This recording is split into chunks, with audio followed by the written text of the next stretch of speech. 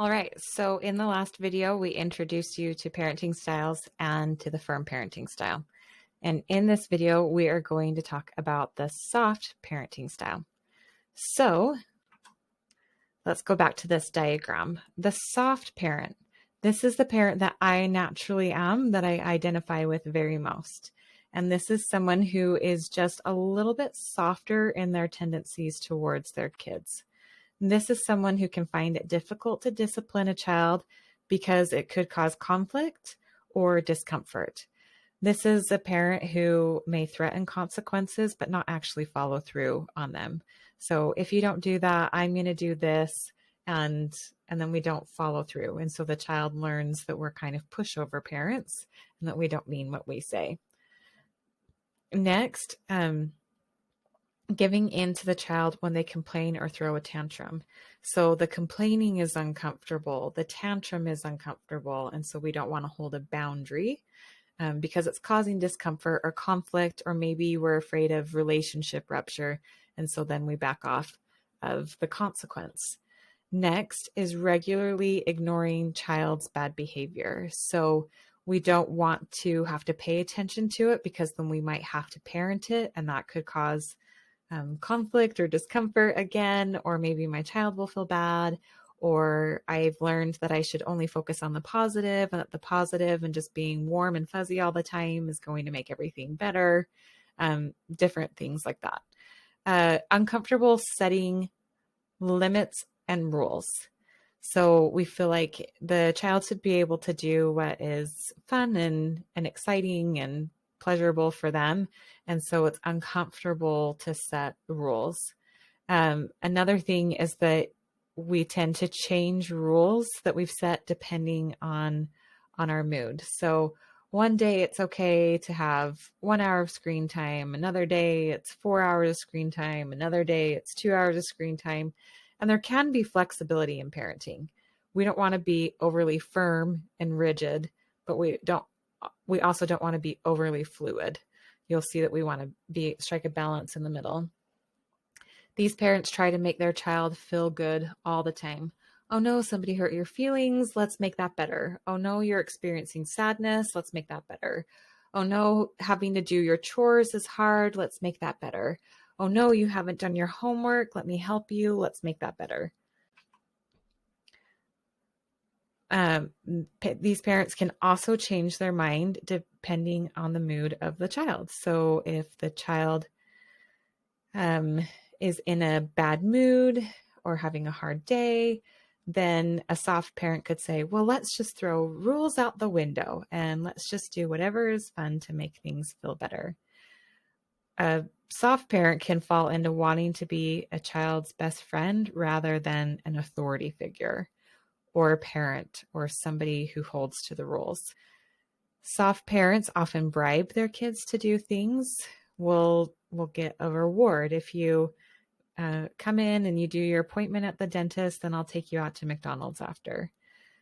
A soft parent can feel like having to enforce rules and letting kids experience consequences actually goes against their philosophy of being a loving parent, that consequences are mean, that they're not nice, that rules are mean, and that if we just positively reinforce everything, then our child will just automatically obey rules and make healthy choices.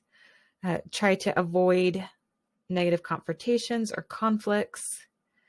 Believe that we have ownership over our child's feelings and that we should be able to fix all of them, and that we should be able to sit with them through all of it and make all of it better. A really dangerous place to be in. We have the tendency to want to protect our kids from all negative feelings, whether it's stress or sadness or regret, any of those different feelings. We kind of want to protect them so that they feel good, because that feels softer and warmer and fuzzier. Soft parents also intervene when it looks like the child may be about to make a mistake that could lead to a consequence or lead to a negative outcome.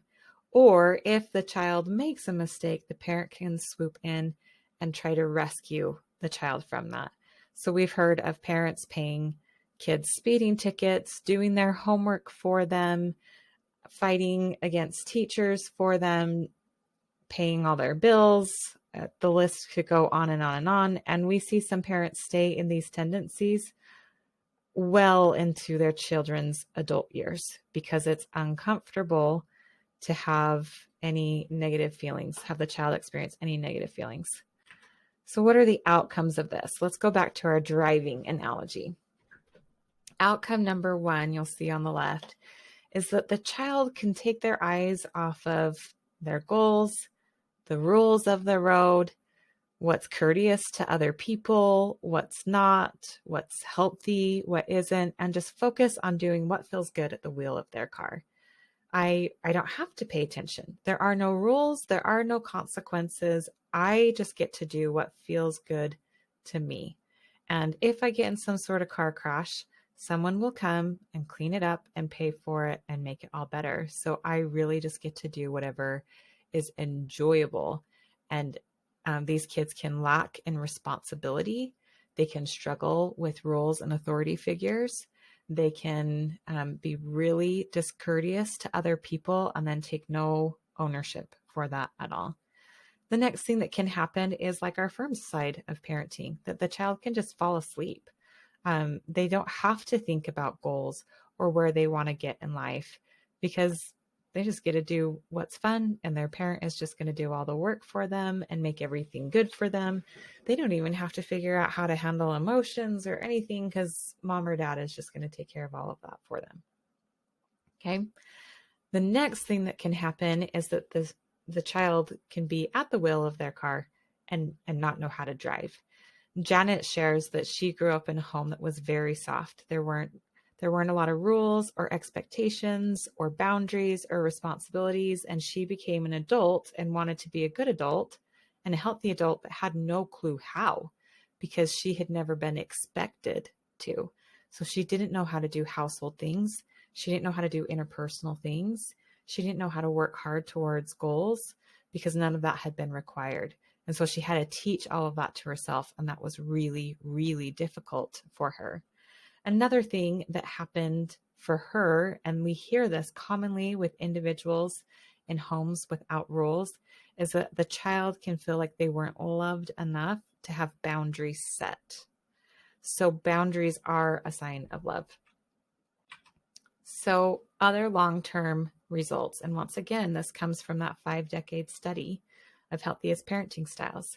So what they saw was worse academic performance, more impulsive, because we're used to just doing whatever feels good, and more aggressive because we've never had to regulate our emotions. More prone to delinquency, substance abuse, and alcohol abuse because they're all things that feel good and soothe uncomfortable emotions, and they are not used to uncomfortable emotions, which leads to the lower ability to self-regulate emotions, poor social skills because other needs aren't taken into consideration, and more likely to struggle with food and be overweight. So let's talk last about the wiser parenting style.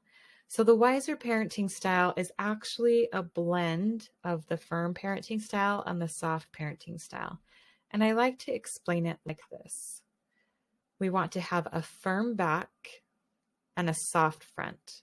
So what does that mean? A firm back.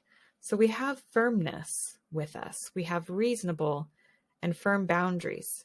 We're willing to stand up for ourselves and for what is healthy. We are willing to hold firm to what is best for our child, not what is comfortable necessarily for our child. We allow our kids to experience natural consequences of their choices. If they don't do the homework, they get the bad grade. If they get the speeding ticket, they pay the bill. If they are disrespectful, their relationship suffers. If they choose to lie, they lose all privileges that require trust. Just that natural consequence of their choices.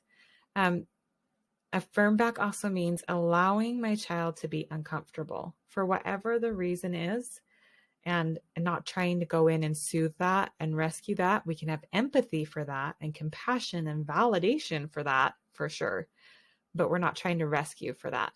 We also encourage our own child to have their own boundaries, their own opinions, their own independence, be responsible, be capable, be unique. We can support that even if your idea of life is a little bit different than our own. You don't have to conform, but we want you to be strong. Firm also means that we have clear expectations and that our expectations grow as they grow, that we prepare them for adult life. We don't protect them, we prepare them. So that is the firm back. Now the soft front, this is like where our face is. Oh, with the firm back. So you don't want to be spineless. You've heard that before, where they say like, get a backbone, like stand up for yourself. We want you to do that. We want you to stand up for yourself. We want you to help your kids stand up for yourself. We want you to be able to do the uncomfortable things. Now the soft front, this is where our heart is. This is where our face is. This is where our compassion is. That we want to give comfort and understanding to our child. Not doing all of the regulating for them, but to see when they're suffering, when they're struggling, when they're being human, when they're being flawed, and offer compassion to that. Oh, you're struggling with being a human today. I struggle lots of days. It makes a lot of sense. And then we're offering empathy to them. Man, it was hard for you to be honest today. And it is hard to be honest when there's something that you want and lying gets you there. We get it. So lots of empathy for that. We're making consistent effort to connect, and our connection is not dependent on their behavior. We admit when we're wrong, when we've made a mistake, when we've lost our temper, when we've been invalidating, when we have been unreasonable, and we approach them to repair the relationship, to apologize without justification, and to just be there for connection. So we listen more than we talk, and we use our words to connect instead of to control or correct. And we'll teach you how to do that in this program. And then we accept the child even if they're different than us. Even if we're way into sports and they're way into art, or we want them to be a doctor, but they want to be a painter. Whatever it is, we accept them for who they are. Now, the long-term results of this are fantastic. Once again, decades of research showing great things. This is a child who is alert at the car of their life. They are picking goals and destinations for themselves, and then they know how to get there. And because they've been allowed to make mistakes and experience the discomfort of those mistakes, they also know what not to do anymore. They've developed critical thinking skills. They are more assertive. They're more independent. They're more responsible. They take ownership for their choices. They make healthier choices. They contribute to society more. They are able to function better in relationships. And they are confident drivers, even into their older years. Now, this is the car of life. We still may take away their driver's license when they're 90. So they have the parents have closer relationships with the child in this kind of relationship. The child's able to think for themselves, yet they're more open to the parents' insights because they don't feel like they're being controlled. They're able to manage their emotions, behaviors, and impulses. They perform better at school because of all of this. Their critical thinking is intact. They're able to make a plan and have a destination, figure out how to get there. They have way longer lasting relationships. They're so much better at taking ownership when they've made a mistake.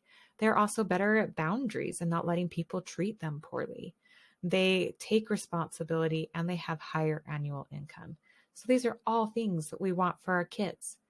It is going to take, go back to this, for those of us who are soft, we are going to have some more firmness. For those of us who are firm and more controlling, we're going to have to soften up. We're going to have to work to constantly calibrate ourselves more towards the middle ground, the wiser parenting style. Now, when we get into the 5 laws of parenting, it outlines in detail how to be a wiser parent. And what's interesting is that as we've become, as I've learned more and more, I get better and better at being more towards the middle of this wiser parenting.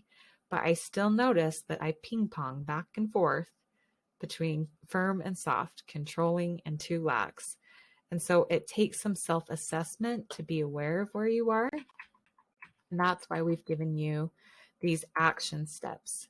So we want you to print this out. These are the action steps for this section.